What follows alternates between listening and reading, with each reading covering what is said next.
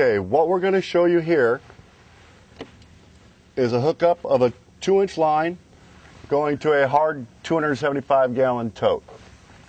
We'll remove the cap, take the line, slide it on, close off the clamps, replace with the cotter pins to ensure that the clamp stays shut and don't open due to vibration.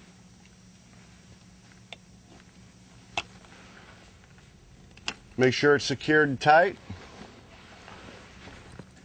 We would open up this valve to allow the material to flow freely through the tube and go to the spray system.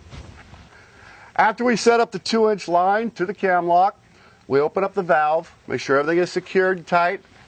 We're going to take off the top cap to allow air to enter the tank and the material to flow freely. Remember, go tropical.